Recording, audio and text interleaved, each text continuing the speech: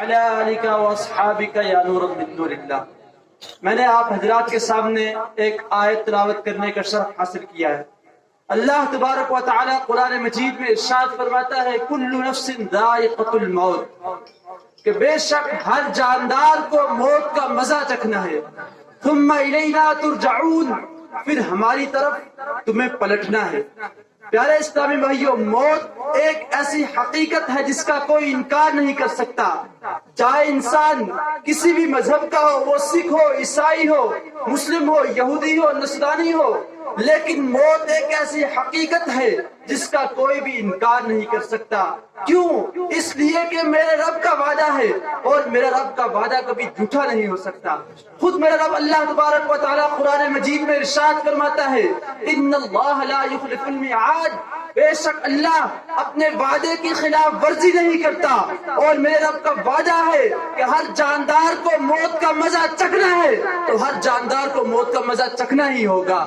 ہر کسی کو اس موڑ سے گزرنا ہی ہوگا، اور ہر کسی کے پاس موت حاضر ہوگی۔ اس کو اس دنیا کو چھوڑنا ہوگا اور اپنے رب کے حضور حاضر ہونا ہوگا۔ اب پیارے اسلامی بھائیوں، ہم غور کریں کہ ہمیں پتہ ہے، ہمیں یقین ہے موت آنی ہے، تو اب ہم سوچیں کہ ہم نے موت کی کتنی تیاری کی ہے۔ آج انسان دنیا کی رنگینیوں میں کھویا ہوا ہے، دنیا کی غفلت میں ڈوبا ہوا ہے، لیکن انسان سوچے میں نے آخرت کی کتنی تیاری کی، آخرت کے لیے کتنا ذخیرہ جمع کیا ہے۔ پیارے اسلامی بھائیوں، موت ایک اٹل فیصلہ ہے، وہ تو ہر کسی کے پاس آنا ہے، لیکن اس سے پہلے ہم نے کتنی تیاری کی ہم خود سوچے۔ حضرت سیدنا ابراہیم علیہ نبینا علیہ السلام نے حضرت ملک الموت سے ایک دن ارشاد فرمایا اے ملک الموت، تم ہمیں بتاؤ کہ تم گنہگار کے پاس کس شکل میں آتے ہو؟ کہا یا نبی اللہ آپ برداشت نہیں کر پاؤ گے؟ کہا ہاں میں برداشت کر لوں گا۔ کہا ٹھیک ہے، آپ اپنی آنکھیں بند کر دیجئے۔ جب حضرت ابراہیم علیہ نبی علیہ السلام نے اپنی آنکھیں بند کی تو حضرت ملک الموت اس شکل میں آ گئے جس شکل میں وہ گنہگاروں کے پاس جاتے تھے۔ جب حضرت ابراہیم نے اپنی آنکھیں کھولی تو دیکھتے ہیں ایک شخص سامنے کھڑا ہے جس کے اندر سے نہایت ہی بدبو آ رہی ہے، منہ سے آگ نکل رہی ہے، اور بال سر تک پاؤں تک پڑے ہوئے ہیں، اور نہایت ہی خوفناک شکل ہے اس کی۔ اتنا دیکھنا تھا کہ حضرت سیدنا ابراہیم علیہ نبی علیہ السلام پر غشی طاری ہو گئی، اور آپ زمین پر تشریف لے آئے۔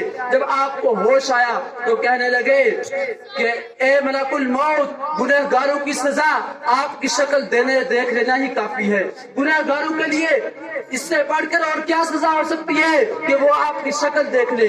پیارے اسلامی بھائیوں، اب ہم غور کریں کہ ایک اللہ کے نبی وہ شکل برداشت نہ کر پائے جس شکل میں حضرت ملک الموت گنہگاروں کے پاس جاتے تھے، تو ہم کیسے برداشت کر پائیں گے وہ شکل؟ اور آگے دیکھیے فرمایا چلو تم بتاؤ کہ تم مومنین کے پاس کس شکل میں آتے ہو؟ کہا آپ اپنی آنکھیں بند کیجئے۔ جب حضرت ابراہیم نے اپنی آنکھیں بند کی تو حضرت ملک الموت اس شکل میں آ گئے جس شکل میں ایک مومن کے پاس تشریف لے جاتے تھے۔ جب حضرت ابراہیم نے اپنی آنکھیں کھولی تو دیکھتے ہیں ایک حسین و جمیل شخص سامنے کھڑا ہے۔ اتنا دیکھنا تھا، حضرت ابراہیم نے کہا مومن کو خوش کرنے کے لیے آپ کی شکل دیکھ لینا ہی کافی ہے۔ بولیے سبحان اللہ۔ مومن کے لیے کتنی سعادت کی بات ہے کہ وہ آپ کی شکل دیکھ لے۔ تو آپ پیارے اسلامی بھائیوں، ہم غور کریں کہ ہم نے کون سا راستہ اختیار کیا ہے۔ ہم نے اچھائی کا راستہ اختیار کیا ہے یا برائی کا راستہ اختیار کیا ہے؟ ہم نے اپنے رب کے حضور حاضر ہونا ہے، ہم نے ملک الموت کا کون سی شکل دیکھنی ہے؟ ہم نے ملک الموت کی روانی شکل دیکھنی ہے یا ملک الموت کی وہ شکل دیکھنی ہے جس شکل میں وہ مومنین کے پاس تشریف لے جاتے ہیں؟ فیصلہ آپ کے ہاتھ میں ہے۔ پیارے اسلامی بھائیوں، آئیے موت کا نقشہ قرآن سے کھینچتے ہیں۔ قرآن کہتا ہے کلا اذا بلغت التراقی وقیل من راق، ہاں جب سانس گلے کو پہنچ جائے گی تو گھر والے کہیں گے کسی جھاڑ پھونک والے کو بلاؤ۔ جب انسان کا موت کا وقت قریب آ جاتا ہے، اس کی سانس گلے کو اٹک جاتی ہے، اب اس کو ڈاکٹر کے پاس لے جایا جاتا ہے، ڈاکٹر لا علاج قرار دیتا ہے، ڈاکٹر کہتا ہے میں اب اس کا کچھ علاج نہیں کر سکتا۔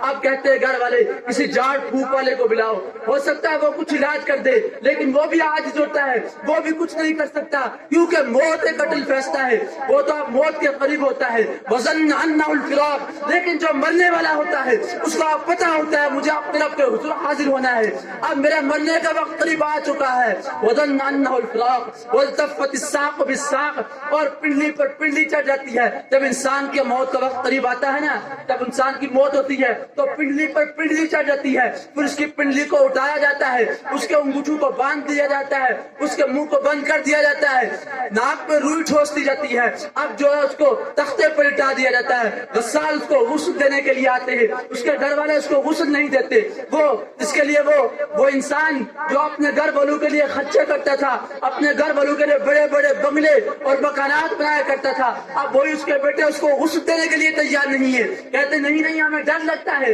اب کوئی اور غسال کو بلایا جاتا ہے، وہ اس کو غسل دیتا ہے، اب وہ اس کو تختے پر لٹا دیتا ہے، اب چاہے اس کو وہ گرم پانی سے غسل دے، ٹھنڈے پانی سے غسل دے، لیکن بندہ عاجز ہے، کچھ نہیں کہہ سکتا، کیونکہ اس کے پاس کوئی اور کچھ ہے ہی نہیں، وہ تو زمین پہ لیٹا ہوا ہے، وہ تو تختے پہ لیٹا ہوا ہے، اس کو تو پتہ ہے اب رب کے حضور حاضر ہونا ہے۔ قرآن آگے نقشہ کھینچتے ہوئے کہتا ہے وَالْتَفَّتِ السَّاقُ بِالسَّاقِ إِلَىٰ رَبِّكَ يَوْمَئِذٍ الْمَسَاقُ، اس دن تمہیں اپنے رب کے حضور حاضر ہونا ہے۔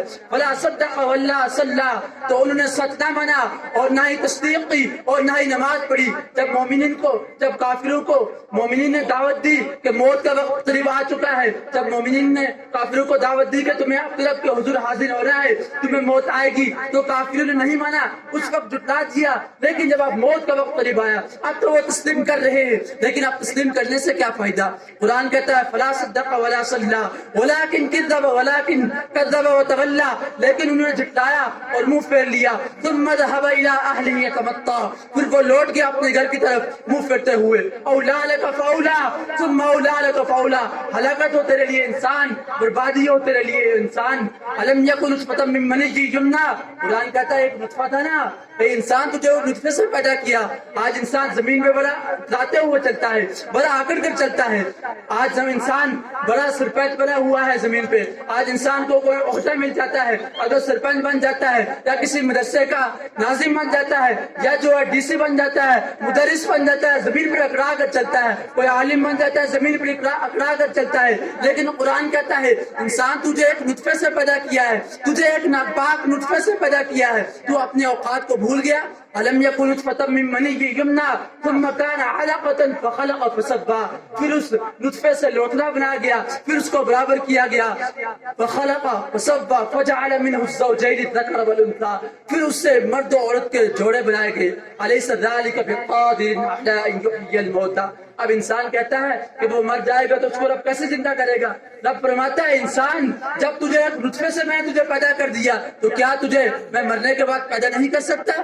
بالکل پیدا کر سکتا ہے۔ میرے رب فرماتا ہے ان اللہ علی کل شیء قدیر، بے شک اللہ ہر چیز پر قادر ہے، تو میرا رب ضرور اس پر بھی قادر ہے کہ اس کو مرنے کے بعد اٹھائے گا تو اور اس کو اپنی بارگاہ میں حاضر کرے گا۔ تو آپ وہاں کیا جواب دو گے؟ پہلے اسلامی بھائیوں غور کر لو، اپنی آخرت کی تیاری کر لو، اپنے رب کے حضور حاضر ہونا ہے تو اس کے لیے جو سوالات ہوں گے ان کی تیاری کر لو۔ اللہ تبارک و تعالیٰ کی بارگاہ میں دعا ہے جو کچھ کہا